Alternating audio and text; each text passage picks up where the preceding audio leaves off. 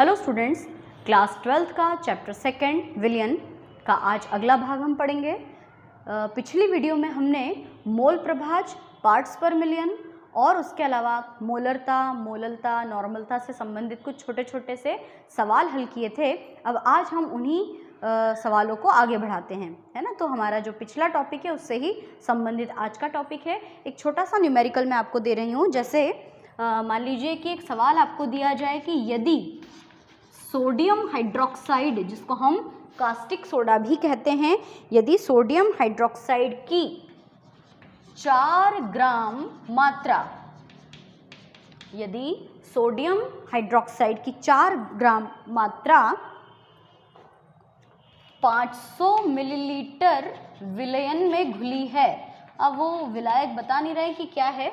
Generally हमारा सवाल ऐसा हुआ था कल जो हमने पढ़ा था कि 4 ग्राम सोडियम हाइड्रोक्साइड जो है वो 500 ml जल में घुला है या किसी विशेष प्रकार के विलायक में घुला है। लेकिन यहाँ दिया है कि यदि NaOH की 4 ग्राम मात्रा 500 ml विलयन में विलय है ना, में घुली है, तो क्या NaOH की मोलरता ज्ञात करो।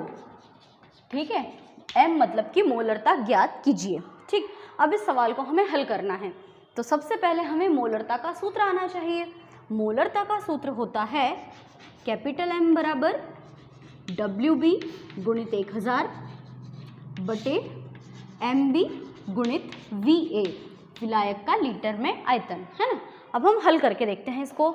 सबसे पहले हम सवाल पढ़ें कि यदि NaOH की 4 ग्राम मात्रा, मतलब NaOH जो है वो विलय पदार्थ है, मतलब NaOH है B मतलब कि विलय, और जो दी गई मात्रा होती है वो WB होती है। इसलिए WB बराबर आ जाएगा 4 ग्राम, है ना, और 500 मिलीलीटर विलयन में घुला है। तो विलयन का लीटर में आयतन, आयतन के लिए V शब्द है और 500 ml विलयन में घुला है, मतलब वो विलायक पदार्थ है।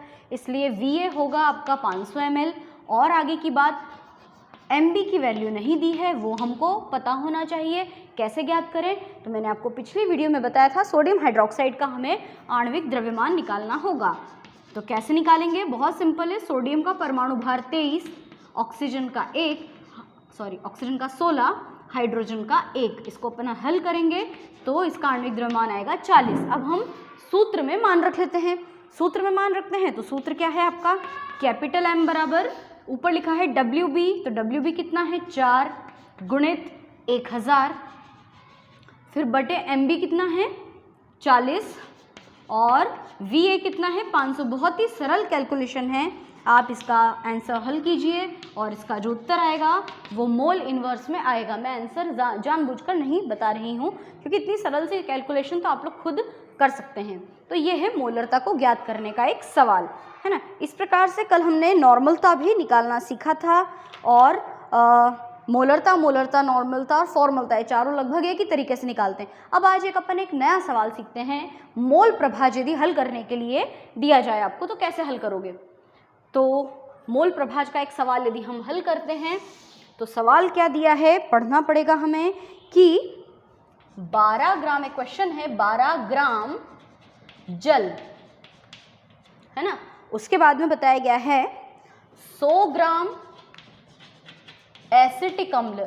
अपने को पूरे बोर्ड की जरूरत पड़ेगी, इसलिए इसको पूरा साफ कर देती हूँ मैं, है ना। इस बोर्ड को पूरा हम क्लियर करें, उसके बाद हम सवाल को हल करते हैं, है ना। पहले मैं सवाल आपके लिए लिख देती हूँ। क्या लिखा है सवाल? कि एक क्वेश्चन है कि 12 ग्राम जल, फिर कॉमा, 100 ग्राम एसिटिक अम्ल।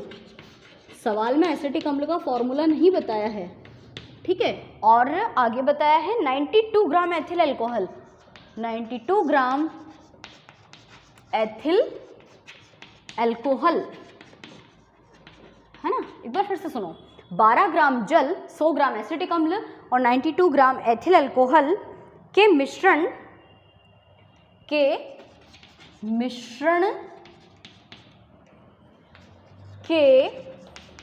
मोलों की संख्या और मोल प्रभाज ज्ञात करो। मोलों की संख्या और मोल प्रभाज ज्ञात करो। सभी का मोल प्रभाज हमें ज्ञात करना है। अब देखिए यहाँ पर कितनी चीजें हैं, हमको सवाल में क्या हिंट मिला, जल, एसिटिक अम्ल और एथिल अल्कोहल, ये 3 घटक हैं। हमने कल जब मोल प्रभाज यानी कि मोल अंश के जब सवाल या सूत्र पढ़े थे तो उसमें 2 ही घटक थे, विलायक और विलेय। अब मान लो जब तीसरा घटक है तो विलायक के लिए ए, विलेय के लिए बी और तीसरे घटक के लिए हम सी का प्रयोग करते हैं। तो इसको हम स्टेप बाय स्टेप हल करेंगे। सबसे पहले तो हम क्रम से लिख देते हैं। ए क्या मानेंगे, 12 ग्राम जल। बी क्या माना जाएगा, 100 ग्राम CH3COOH एसिटिक अम्ल। और सी क्या माना जाएगा, 92 ग्राम C2H5OH, है ना। ये तो हमने ए, बी और सी को माना। अब आते हैं हम आगे। सबसे पहले हमें मोलों की संख्या ज्ञात करनी होगी, है ना। तो मोलों की संख्या का सूत्र होता है, सूत्र देख लेते हैं। मोलों की संख्या कैसे निकालते हैं, मोलों की संख्या निकालने के लिए सूत्र है N बराबर W/M, है ना। मोलों की संख्या मतलब द्रव्यमान बटे आणविक द्रव्यमान। तो द्रव्यमान तो दिया है 12, 100 और 92, आणविक द्रव्यमान किसी का भी नहीं दिया है। तो पहले हम एक एक करके सबका आणविक द्रव्यमान निकाल लें, है ना। तो सबसे पहले हम लिखते हैं जल, 12 ग्राम जल का, या पहले सिर्फ जल का आणविक द्रव्यमान निकालें, है ना, 12 ग्राम नहीं लिखते हैं। जल का आणविक द्रव्यमान, जल को अपन ने ए माना है ना, तो Ma। तो H2 का आणविक द्रव्यमान कितना होता है, 18। कैसे, 2 × 1 + 16। कैसे, हाइड्रोजन का परमाणु भार 1, हाइड्रोजन 2 बार है, ऑक्सीजन का परमाणु भार 16, ऑक्सीजन 1 ही बार है, इसलिए 18। फिर आते हैं एसिटिक अम्ल CH3COOH का आणविक द्रव्यमान। एसिटिक अम्ल का आणविक द्रव्यमान हम लिखेंगे Mb। अब एसिटिक अम्ल का अणुसूत्र क्या होता है, CH3COOH। इसका मूलानुपाती सूत्र बनाते हैं, C2H4O2। देखो जरा, C2H4O, है ना, O2, क्लियर। अब इसका आणविक द्रव्यमान निकालें। कार्बन के एक अणु का 12, कार्बन 2 बार, ऑक्सीजन के एक अणु का 1, ऑक्सीजन 4 बार, सॉरी उल्टा बोल दिया मैंने, कार्बन का 12, कार्बन 2 बार, हाइड्रोजन का परमाणु भार 1, हाइड्रोजन 4 बार और ऑक्सीजन का परमाणु भार 16, ये है 2 बार। इसको हल करते हैं तो 12 दूनी 24, 4, 16 दूनी 32, कितना आएगा, 4 और 4 8, 9 10, 3 और 2 5 और 1 6, 60, है ना। तो एसिटिक अम्ल का आणविक द्रव्यमान कितना आ गया, 60। और अब तीसरी चीज, एथिल अल्कोहल C2H5OH का आणविक द्रव्यमान, है ना, वो होगा Mc। तो C2H5OH का निकालें, डायरेक्ट निकाल के बता दूं, C2, है ना, मतलब कार्बन का 12, कार्बन 2 बार, हाइड्रोजन कितना है 5 और 1 6, तो हाइड्रोजन का 1 × 6 और ऑक्सीजन 1 की बार मतलब कि 16, यानी 24 + 6 + 16 46, 6 और 6 12, 13 14 15 16, 46 आएंगे, है ना। तो ये आ गया 46। तो ये तो हमने क्या निकाल दिया, सभी घटकों का आणविक द्रव्यमान निकाल दिया। अब हमें सबके मोलों की संख्या निकालनी होगी। तो सबसे पहले हम क्या लिखेंगे, जल के मोलों की संख्या।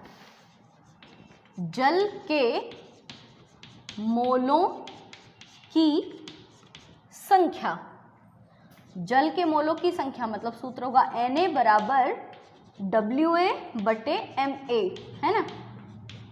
WA मतलब कि जो सवाल में दिया है, कितना दिया है WA, 12 ग्राम, है ना, जल 12 ग्राम दिया है, तो 12 और अपन ने आणविक द्रव्यमान कितना निकाला जल का, Ma कितना निकाला, 18, तो 12/18। तो इसके मोलों की संख्या मैं आपको डायरेक्टली बता दूं कितनी आ रही है, 0.66 मोल। आप लोग खुद भी हल करके निकाल के देखना, है ना, 0.66 मोल। फिर दूसरी चीज आती है, दूसरा क्या आएगा, एसिटिक अम्ल का आणविक द्रव्यमान। तो CH3COOH का आणविक नहीं, मोलों की संख्या, के मोलों की संख्या, है ना। तो सूत्र होगा NB बराबर WB/MB। WB मतलब कि एसिटिक अम्ल कितना दिया है सवाल में, पढ़ के देखो, 100। एसिटिक अम्ल का द्रव्यमान, आणविक द्रव्यमान 100 और जो द्रव्यमान था वो 100 और जो आणविक द्रव्यमान था वो हमने निकाला था 60। तो 100/60, तो यहाँ पर इसका हल आएगा 1.66 मोल, है ना। अब तीसरा क्या चीज़ है, एथिल अल्कोहल। तो अब हम लिखते हैं C2H5OH के मोलों की संख्या, C2H5OH के मोलों की संख्या। तो क्या सूत्र होगा, NC बराबर WC/MC। अगर मान लो कोई चौथा घटक भी दे देना तो फिर उसको D इस तरह से भी हम सॉल्व कर सकते हैं। तो WC कितना दिया था 92 और ये दिया था 46/92 एग्जैक्टली आधा, मतलब कि 2 मोल, है ना। तो ये तो आ गए सभी के मोलों की संख्या। प्रश्न क्या पूछा था कि 12 ग्राम जल, 100 ग्राम एसिटिक अम्ल और 92 ग्राम एथिल अल्कोहल के मिश्रण के मोलों की संख्या और मोल प्रभाज ज्ञात करो। अभी तो हमने केवल मोलों की संख्या निकाली है, अब हमको इन सबका मोल प्रभाज भी निकालना है। यहाँ तक तो मैंने हल करके बताया, पर आगे आपको सॉल्व करना है, मैं आपको तरीका बता दूँ। सबसे पहले हम लिखें, एक चीज़ और निकाल लेते हैं अपन, कुल मोलों की संख्या निकाल के रख लें, है ना। तो हम लिखते हैं कुल, इसको हम ऐसे सॉर्ट आउट कर दें, कुल मोलों की संख्या।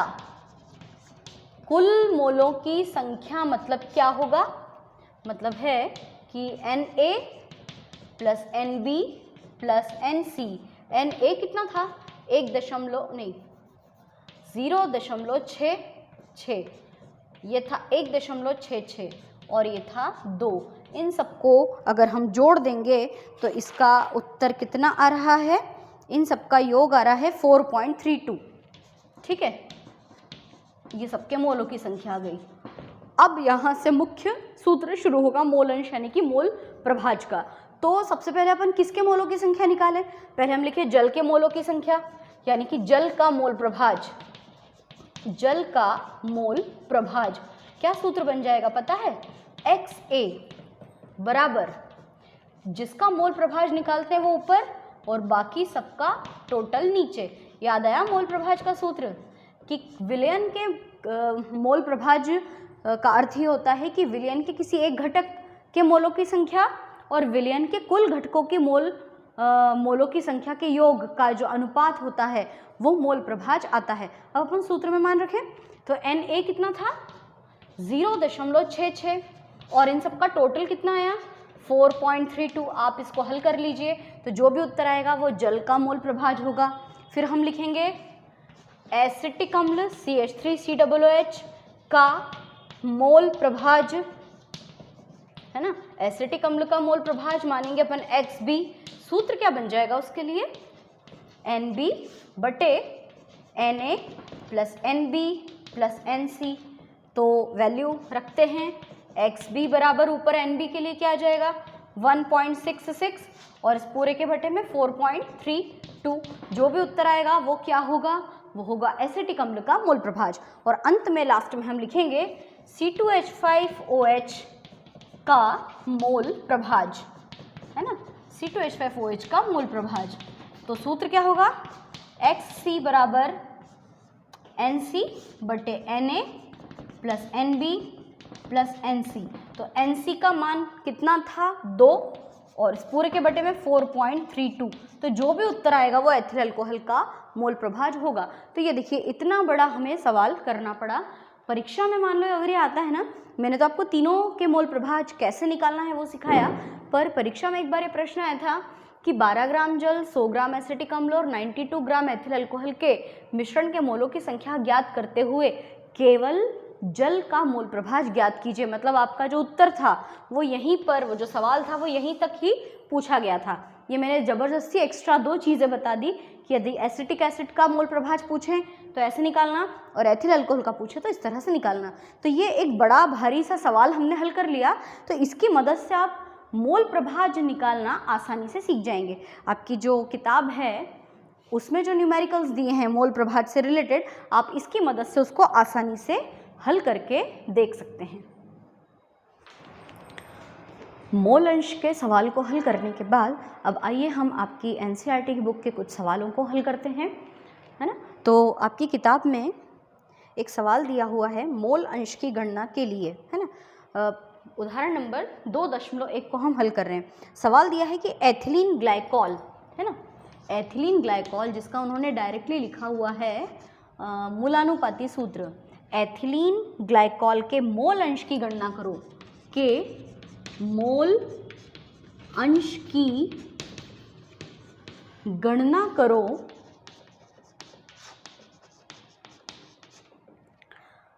यदि विलयन में एथिलीन ग्लाइकॉल, यदि विलयन में एथिलीन ग्लाइकॉल 20% द्रव्यमान के रूप में उपस्थित हो, है ना। अब इस सवाल को पहले हम ध्यान से समझें कि जो एथिलीन ग्लाइकॉल है उसका वैसे तो हम जो सामान्य सूत्र जो होता है वो 1,2 डाई एथेनॉल लिखते हैं, इस तरह से होता है एथिलीन ग्लाइकॉल का सूत्र। और जब आप इसका मूलानुपाती सूत्र बनाते हैं तो वो कैसे बन जाता है मूलानुपाती सूत्र, C2H कितना है 4 और 4 5, है ना, 6, 4 और 2 6 और O2। तो उसमें उन्होंने डायरेक्टली बताया कि C2H6O2 के मोल अंश की गणना कीजिए कि यदि विलयन में एथिलीन ग्लाइकॉल द्रव्यमान के अनुसार 20% उपस्थित हो। इसका मतलब ये हुआ कि यदि किसी विलयन में 20% एथिलीन ग्लाइकॉल है तो 80% क्या है, जल, उसको हम जल मान लेते हैं। तो हम यहाँ पे लिख देते हैं हल में, इसका हल कैसे करेंगे, है ना, यहाँ हम लिखते हैं कि यदि किसी विलयन में 20% एथिलीन ग्लाइकॉल है तो शेष कितना बचा, 80% जल हो सकता है। मतलब हम यहाँ पर एथिलीन ग्लाइकॉल को तो एक घटक माने और जल को हम दूसरा घटक माने। वैसे भी विलयन का निर्माण 2 घटकों से होता है, विलेय और विलायक। तो यदि एथिलीन ग्लाइकॉल विलेय है तो जल हम उसके लिए विलायक का रूप मान लेते हैं। तो एथिलीन ग्लाइकॉल को हम सबसे पहले, क्योंकि वर्ड दिया है तो उसको ए मानते हैं अपन, है ना। तो चलिए इसको अपन कैसे हल करें। सबसे पहले हमको क्या करना होता है, किसी का भी जब मोल अंश ज्ञात करना होता है तो हमें उसका आणविक द्रव्यमान पता होना चाहिए, है ना। तो सबसे पहले हम लिखते हैं C2H6O2 का आणविक द्रव्यमान, है ना, एथिलीन ग्लाइकॉल का आणविक द्रव्यमान कैसे निकालेंगे। तो अपन इसको हल करके देख लेते हैं। यहाँ नीचे ही कर देते हैं। कार्बन का एक भार, कार्बन के एक परमाणु का भार 12, कार्बन 2 बार, हाइड्रोजन के एक परमाणु का भार 1, हाइड्रोजन 6 बार, ऑक्सीजन के एक परमाणु का भार 16, ऑक्सीजन 2 बार। हल करें, 12 दूनी 24, 6 16 दूनी 32। इसको यदि हम हल करते हैं, 6 और 4 10, 11 12, 3 और 2 5, 62, 62। ये 62 क्या आ गया, इसका आणविक द्रव्यमान, है ना। इसी प्रकार हम जल का आणविक द्रव्यमान भी ज्ञात कर लें। जल का आणविक द्रव्यमान कैसे निकालते हैं, हाइड्रोजन का 1, हाइड्रोजन 2 बार, ऑक्सीजन का 16, ऑक्सीजन 1 बार, 18। ठीक है, तो ये दोनों का आणविक द्रव्यमान निकल चुका है। अब हमें आणविक द्रव्यमान ज्ञात करने के बाद मोलों की संख्या ज्ञात करनी होती है। तो हमारा अगला स्टेप होगा, अगला स्टेप क्या होगा, C2H6O2 के मोलों की संख्या, है ना, मोलों की संख्या। तो यदि हम इसको A मान लें तो हम लिखेंगे Na बराबर WA/MA, है ना। तो WA कितना दिया है, मतलब सवाल में C2H6O2 के मोल अंश की गणना करो यदि विलयन में C2H6O2 20% उपस्थित हो, यानी जो दी गई मात्रा है वो कितनी है, 20, है ना। और MA हमने कितना निकाला, 62। तो 20/62 को जब हम हल करेंगे तो वैल्यू दी हुई है ये 0.322 मोल इसका उत्तर आया है ना। अब आगे की बात हल करते हैं। दूसरा घटक हम किसको मान रहे हैं यहाँ पे, जल को, है ना। तो हम अगला लिखते हैं H2O के मोलों की संख्या, H2O के मोलों की संख्या। H2O को हमने सेकेंडरी लिया है तो उसको NB लिखते हैं। तो सूत्र होगा WB/MB। तो कितनी मात्रा दी है, तो हमने लिखा है कि यदि किसी विलयन में 20% ग्लाइकॉल है, एथिलीन ग्लाइकॉल है, तो शेष 80% जल होगा। मतलब जल की दी गई मात्रा 80 है और जल का जो आणविक द्रव्यमान है वो 18 है। 80/18 को जब हम हल करेंगे तो वो आया है कितना हल आया है उसका 4.444 मोल, है ना, मतलब आखिरी तक 4 ही आया है। तो अब ये हमने Na और Nb का मान निकाला। अब हमें सवाल में क्या दिया है कि एथिलीन ग्लाइकॉल के मोल अंश की गणना करो, यानी एथिलीन ग्लाइकॉल का मोल प्रभाज ज्ञात करो। तो चलो कर लेते हैं। आगे हम लिखते हैं C2H6O2 का मोल अंश। तो मोल अंश का सूत्र क्या होगा? सूत्र है XA बराबर Na/Na प्लस Nb। तो सूत्र में मान रख देंगे हम, तो क्या आ जाएगा? Na कितना है 0.322 और Na फिर से कितना है 0.322 और ये है 4.44। इसको जब हमने पूरा हल किया तो इसका हल करने पर जो उत्तर आया वो आया 0.068 मोल, है ना।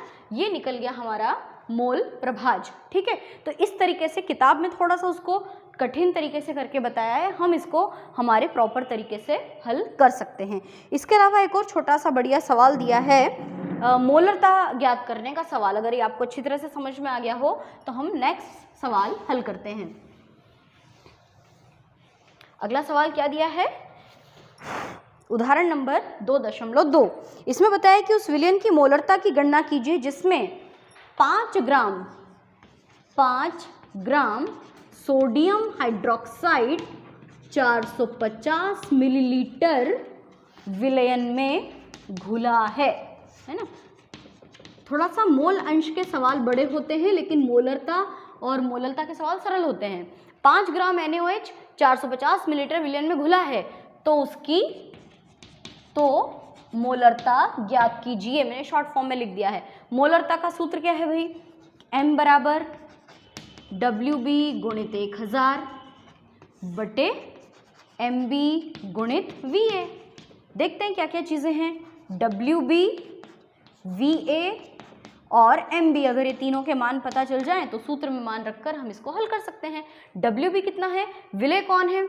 5 ग्राम NaOH 450 ml विलयन में घुला है, मतलब कौन घुला है? NaOH घुला है, तो NaOH विलय पदार्थ है। तो WB कितना दिया है? 5 ग्राम। ठीक है, उसके बाद में क्या लिखा है? 450 मिलीलीटर विलयन में घुला है। लीटर में आयतन जो होता है वो आयतन हमेशा मिलीलीटर में होता है, तो VA का मान कितना होगा? 450 मिलीलीटर। MB मतलब कि आणविक द्रव्यमान, NaOH का आणविक द्रव्यमान निकाल लेते हैं। सवाल में नहीं दिया है पर हम निकालना जानते हैं कि सोडियम का कितना होता है? 23, ऑक्सीजन का 16, हाइड्रोजन का 1, इन सब का हल आता है 6, 7, 8, 40, है ना, 40। तो अब इसको अपन हल कैसे करेंगे? सूत्र में मान रख दो। तो M बराबर कितना आ जाएगा? WB है 5 गुणित 1000, पूरे के बटे में कितना आ जाएगा? MB कितना दिया है? 40 गुणित 450। जब आप इसको हल करोगे तो आपका हल बहुत इजीली आ जाएगा और मैं चाहूँगी कि इसका उत्तर आप लोग खुद ही हल कीजिए। वैसे तो किताब में सॉल्व करके दिया है। तो ये मोलरता वाला सवाल निकालना हमको आ गया आसानी से। मोल अंश का सवाल भी हमको ज्ञात करना आसानी से आ गया, है ना। एक और सवाल दिया है पीछे, उदाहरण 2.3, उसको भी हम हल कर लेते हैं। उसमें भी मोलरता ज्ञात करनी है। तो अगला सवाल हमारा दिया है कि 2.5 ग्राम एथेनोइक अम्ल, है ना, 2.5 ग्राम एथेनोइक अम्ल। एथेनोइक अम्ल का मतलब होता है एसिटिक अम्ल, CH3COOH, है ना। तो एसिटिक अम्ल के 75 ग्राम बेंजीन में विलयन के 75 ग्राम बेंजीन, 2.5 ग्राम एसिटिक अम्ल के 75 ग्राम बेंजीन में विलयन की, बेंजीन में विलयन की मोलरता ज्ञात कीजिए। फिर से मोलरता पूछा है इन्होंने, है ना। अब हमको यहाँ पर क्या करना पड़ेगा? हम हमारे तरीके से हल करते हैं। किताब में थोड़ा सा उसको कठिन बनाकर सॉल्व करने के लिए दिया गया है। तो सबसे पहले हम क्या करें? मोलरता ज्ञात करना है तो हम क्या करते हैं? सबसे पहला काम, मोलरता का सूत्र लिख देते हैं, जो ये लिखा सामने, WB गुणित 1000 बटे MB गुणित VA, है ना। अब अपन हल करने की कोशिश करते हैं। सबसे पहले तो 2.5 ग्राम दिया है। ये 2.5 ग्राम क्या चीज़ है? एसिटिक अम्ल के 75 ग्राम बेंजीन में विलयन है, मतलब एसिटिक अम्ल जो है वो विलेय पदार्थ है। तो ये तो है WB, है ना। 75 ग्राम बेंजीन में उसका विलयन बना हुआ है। तो देखिए यहाँ पे विलेय तो एसिटिक अम्ल है और विलायक है बेंजीन, तो इसलिए VA की वैल्यू जो है वो कितनी होगी? 75 ग्राम। और दिया हुआ क्या नहीं होता है हमेशा? आणविक द्रव्यमान। इस बार किसका आणविक द्रव्यमान निकालना है हमको? एसिटिक अम्ल का आणविक द्रव्यमान। तो एसिटिक अम्ल का आणविक द्रव्यमान निकालना कौन सी कठिन बात है, हमको बहुत अच्छे से आता है। एसिटिक अम्ल का ये अणु सूत्र है, इसको पहले हम मूलानुपाती सूत्र में कन्वर्ट कर दें तो C2H4O2। अब अपन इसका मूलानुपाती सूत्र निकाल देते हैं। कार्बन का परमाणु भार 12, कार्बन 2 बार, हाइड्रोजन का परमाणु भार 1, हाइड्रोजन 1 बार, ऑक्सीजन का परमाणु भार 16, ये 2 बार। 24 + 4 + 32 कितना आ जाएगा? 4 और 4 8, 9 10, 3 2 5 मतलब कि 60, है ना, 60। तो इसका आणविक द्रव्यमान कितना आ गया? 60, है ना। अब सूत्र में मान रख देते हैं तो क्या होगा? M बराबर WB है 2.5 गुणित 1000 बटे MB कितना दिया है? 60 गुणित 75। आप इसका जब कैलकुलेशन करोगे पूरा हल तो अंत में उत्तर आ जाएगा 0.556 मोल। मोल किलोग्राम में दिया है इस बार आंसर, है ना। तो ये वैल्यू आप सॉल्व करके खुद देख लेना। किताब में जिस तरह से दिया है उसको मैंने अपने सामान्य तरीके से हल करके बताया है। तो ये आज हमारे न्यूमेरिकल्स पूरे हुए। अगर आपका मन हो तो आप और भी बहुत सारे न्यूमेरिकल ट्राई कर सकते हो, लेकिन हमारे 12th लेवल पर ये संख्यात्मक प्रश्न एक आध ही आते हैं। लेकिन अगर आपको नीट की या फिर और कोई दूसरी कॉम्पिटिटिव एग्जाम की तैयारी करनी हो तो आफ्टर 12th आप इसकी बहुत ज़्यादा प्रैक्टिस कर सकते हैं।